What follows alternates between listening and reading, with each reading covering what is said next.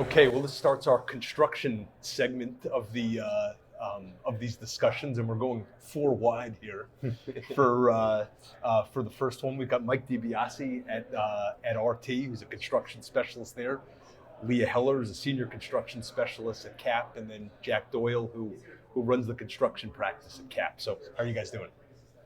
It's good. It's been an informative couple of days, as always. You know, a lot of meet and greets, seeing people, sometimes for the first time for the year.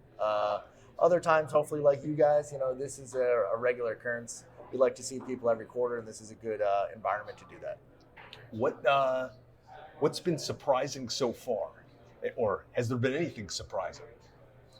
You know, we're very in a niche business, so we tend to stay very focused on the construction, industry, and nothing gets too surprising as it relates to like the day to day of underwriting and brokerage kind of trends. But what we're hearing today a lot from our markets is they're actually asking us, what's going on with the developers? So is there any slowdown in the construction industry? What can we expect going into the last quarter of 2025 into 2026? And what's your answer? I think what we've seen over the last 9 months is we've seen a lot of the larger development projects that have a long-term focus continue, and they brought us, I think year over year, we're up roughly 40% on our individual team. And I think we've seen a lot of that same growth amongst other casualty teams in our team. But the transactional developer who's focusing on, $20 to $80 million targeted regional projects, they've been certainly impacted by the interest rates that are going on. We have hopefully an update on Wednesday, which, and maybe an update for the next couple of quarters of potentially a quarter or more rate decrease. And, that could only put maybe the gasoline on the construction industry going into the end of 2025 and into 2026. It's something historically we've seen that, there's definitely a correlation when you see those rate cuts that there is more project business that tends to bind soon after. So there is, to your point, exactly a pretty strong correlation between the two. What have you seen that's been surprising over the last couple of days, or what have been some of the patterns or trends of what people are talking about? I personally feel that I'm lucky. I deal with the best. This gentleman sitting next to me, my number one. We have relationships, and I think our relationships keep us relevant.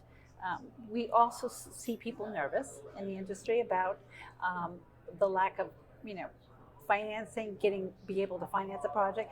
The insureds that I specifically work on have, again, they're long term. They've already financed their projects 2 years ago.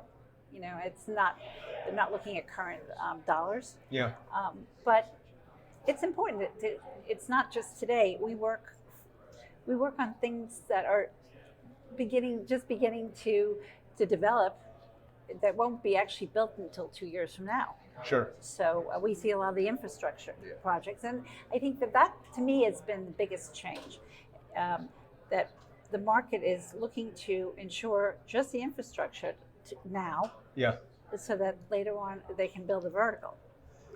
Which, do you agree, Mike? Yeah, I mean, a lot of what we do is, and this is how we look for not only our insurance, our insurance development partners, but also the carriers, as well as who has a long-term focus in this industry. We look at one of the biggest things that we do from that perspective, as well as annual meetings with our insureds, going over some of the trends that they're seeing with their peers. Right. And that's also bringing you guys in as well, and talking about what are the underwriting results as well, and having a long-term focus so that we have meetings. One of the most valuable things we do are in-person meetings. A lot of times bringing in our insurance carriers with those insureds probably every 12 to 18 months when many of their master programs renew. Many of those programs have 5-year policy terms. So we go through the ups and downs of the insurance cycle in those programs and talk about what the next 3 to 5 years could be. Over the last couple of years, there's a lot of talk about, social inflation, rising claims costs. how have you seen that affecting the specialty area that you focus on? Yeah. Or has yeah. it? Well, a lot of the questions we are having now is about what is the adequate insurance limit for a singular development project or a pipeline of jobs. Yeah. And there's a lot of unpredictability in where claims costs could be. We used to have the term nuclear verdict, and now we have, I think the term may be thermonuclear verdict. Right.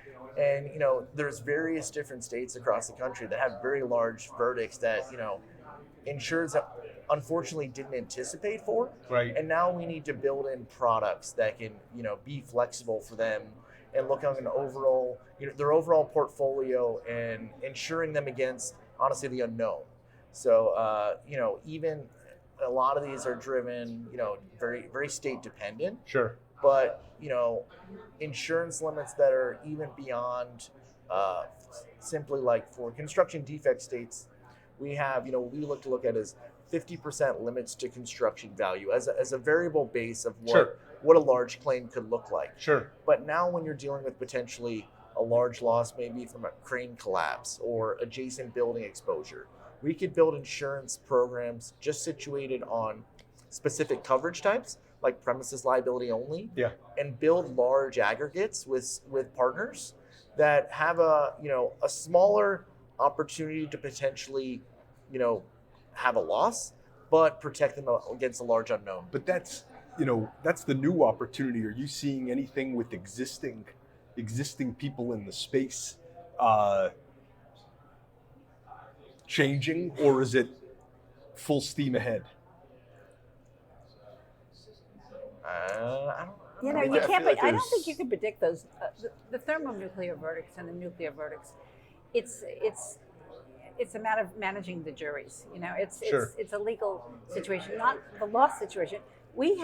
Our industry is based on negligence. Right. We should not be paying losses where we're not negligent. But I think that there has to be a little bit more focus. Sure. On not necessarily risk management, but claims management. Sure. Yeah. One of the items that this is a trend, and we've talked to many legal folks about this is since 2020, when let's say we saw capacity deployment shrink down. And normally we'd had insurance companies that were quote unquote invested in projects for 10, 15, $25 million of liability limits out there. They were very invested in claim scenarios. But now with the capacity shrinking, for some of these insurance campaigners, they're more likely to write checks because they have 3, 5 million, maybe max out there, and move on, right? And that's unfortunately dangerous for everybody, right? Sure. And that's the type of environment we have to be wary of, and make sure that our partners, insurance carriers, stay invested in ensuring that the insurance market is not paying for claims that shouldn't occur. Yeah, we've definitely seen some carriers kind of wave the white flag on some claims and then really kind of put us in some adverse scenarios because of their white flag defense of things that our limit's gone. We just kind of want to move on to the next one, write the check and move on.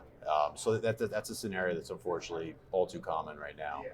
It really kind of has us looking at who we are sitting over on some of these towers overall, because if we don't have a good partner underneath kind of setting the stage, then it can put us in some adverse situations.